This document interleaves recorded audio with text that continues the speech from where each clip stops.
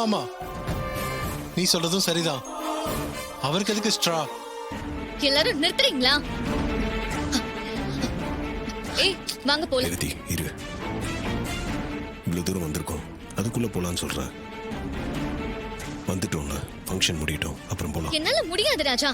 உன்னை எல்லாரும் இன்சல்ட் பண்ற மாதிரி பேசிட்டே இருப்பாங்க. என்ன வேடிக்கை பார்த்துட்டு சும்மா இருக்க சொல்றியா? வா போலாம். சொன்னா கேளு ரேவதி. ஏய் என்னடி அதுக்குள்ள போறேங்கிற? இருந்த ஃபங்க்ஷனை பார்த்துட்டு போலாம்ல. ஹே, நானும் வந்ததுல இருந்து பார்த்துட்டு இருக்கேன். எல்லாரும் மாறி மாறி அவரை இன்சல்ட் பண்ற மாதிரியே பேசிட்டு இருக்கீங்க. இதுதான் உங்களுக்கு தெரிஞ்ச நாகரிகமா? நீட்டா ட்ரெஸ் பண்ணிட்டு ஸ்டைலா இங்கிலீஷ் பேசினா அதான் நாகரிகம் நினைக்கிறீங்களா? முதல்ல மனுஷங்க எல்லாரையும் மதிக்க கத்துக்கங்க, அதுதான் நாகரிகம்.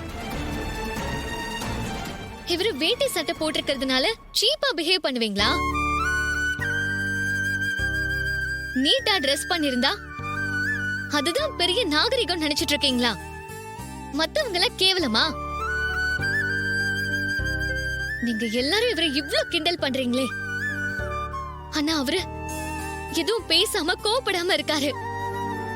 குணத்துல நீங்க பெரியவங்களா இல்ல அவரு பெரியவரா?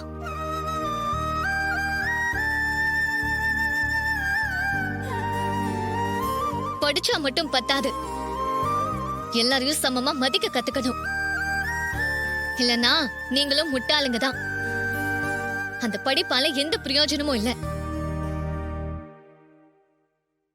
இவரை பத்தி உங்களுக்கு என்ன முழுசா தெரியும்?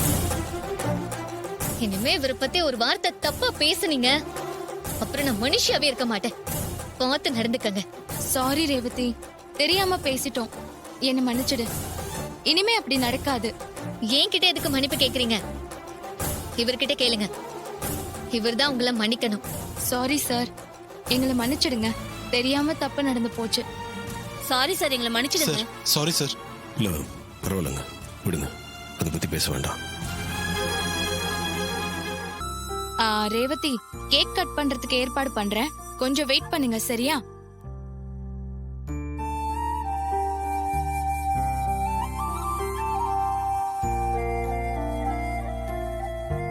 ஏன் இன்னும் கோவமாவே இருக்க?